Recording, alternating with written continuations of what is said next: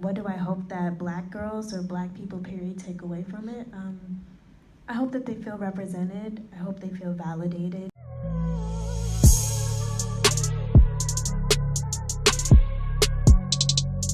Hey guys, so I am currently eating this sandwich.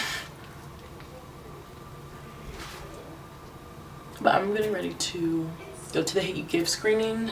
However, since we got like free tickets and so did like UDC. So yeah, I'm really excited. I thought I wasn't gonna be able to go, but like when my friends didn't go and she had a ticket, cause like I tried to get a ticket but then like it didn't work out. But I'm really excited. Like I started the book, I didn't finish it, but it was really good and the trailer was like amazing and I love Amanda.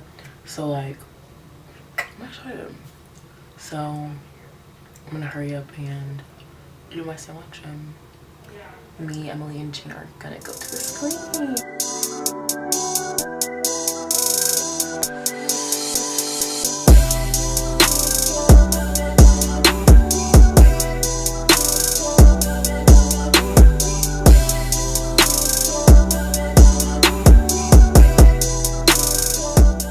What about my HU Bisons? HU? You know! And for those who don't know, Angie wrote this story quite some time ago, Place Its Significance. Bobby will come to you in a second and talk about the significance of place. But I want to be clear that this story was not without effort. It was not without people being intentional and making sure that it was told. And for those who don't know, Angie wrote this story quite some time ago, Place Its Significance. Bobby will come to you in a second and talk about the significance of place. But I want to be clear that this story was not without effort. It was not without people being intentional and making sure that it was told. But I read the book and I kept thinking about Rachel Gentile, Trayvon Martin's best friend, who was talked a lot about initially when the case happened, and most people seem to have forgotten about her. And I really just want to say thank you for representing so many Black girls, not only in Hollywood, but in the world more generally. And if there's a question, it's really how, let me back up. I want to highlight for you all that you need to read the book. Everybody say read the book. Read the book. Go watch the film, but also read the book. There's so much more nuance. There's so many layers that they did an amazing job of fitting into this film, but there's so much within the book. And so the thing that I thought a lot about is that Star does a lot of showing up in between spaces, right? And if there's a question for the audience is, how many of you have ever had to code switch in order to be successful? Almost everybody, right? Every hand, right? And so there's a line in the book, there are two lines in particular. There's one where Star is saying to herself, I hope they don't ask me what I did this summer, right? Where her classmates are essentially saying like they went to foreign countries and I watched my best friend be murdered. And there's another line in the book that I'll read, and then the question is, how much of you is reflected in Star? And then what feeling do you hope that Black girls will leave with after having watched you in this film? And what she writes in the book is this. I let go of my mom's hand to shake the detective's hand, and remember that there's a lot of lessons that Daddy is teaching, right? You saw it in the beginning, you saw it in the moment where he pulled him out of the car and said, what was the Black Panther tenet? And so she says, Star says, I let go of Mom's hand to shake the detective's hands. Hello, my voice is changing already. It happens around other people, whether I'm at Williamson or not. I don't like to talk like me or sound like me. I choose every word carefully and I make sure to pronounce them well. I can never let anyone think I'm ghetto.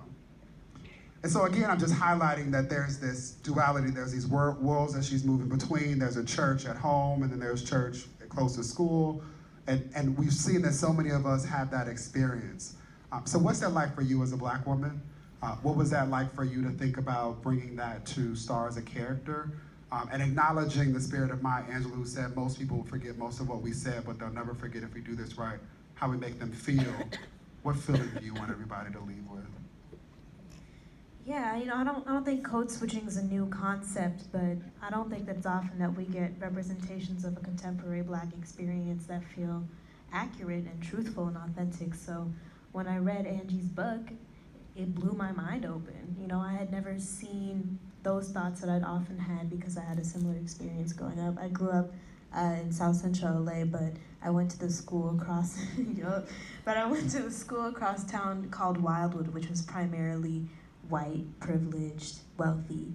And there was that dichotomy that I was constantly switching between, realizing that I had to split myself, compartmentalize myself in order to feel successful in that space. And it was a language that, because kids are like sponges, it was a language that I had to adapt to really quickly and have it become my vernacular in order to feel less alienated. So when I saw this book, it blew my mind open because I felt like I had been alienated in that experience. I had never really had a full conversation with someone else about what it feels like to code switch. It's something that I think we often do just to get by, but we don't really unpack. And so to see it explored in that way in the book was so powerful and validating. And a lot of my experiences in life mirrored that of Stars. So that's why I chased it so heavy when it first got optioned to be turned into a film. What do I hope that Black girls or Black people, period, take away from it? I hope that they feel represented. I hope they feel validated.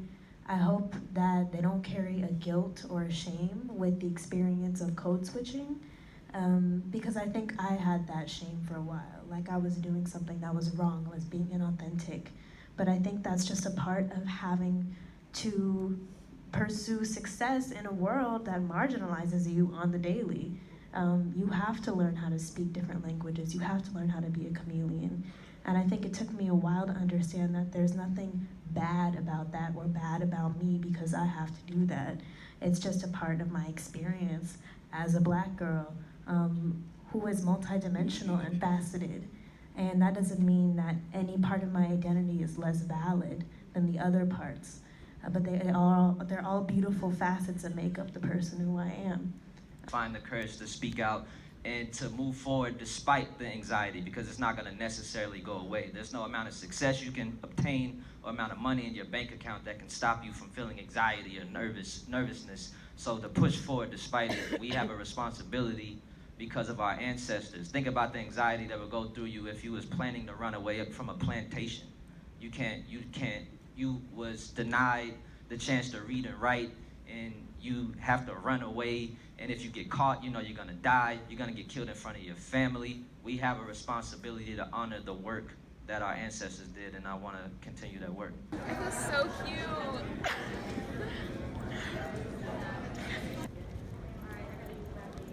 So cute.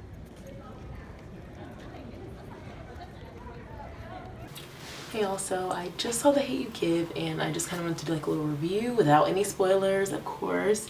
But like, first and foremost, I'm so blessed to have had the opportunity to see an advanced screening and to hear George Tillman and Amandla and Bobby speak about their contributions to the film and answer some questions from the audience. It was very emotional. It was definitely an emotional roller coaster.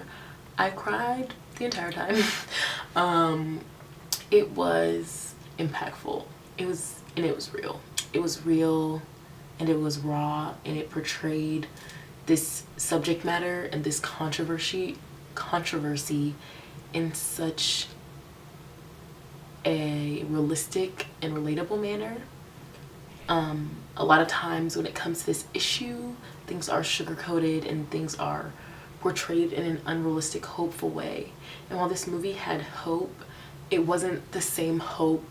It wasn't like false hope. It was a hope that's realistic for subject, if that makes sense.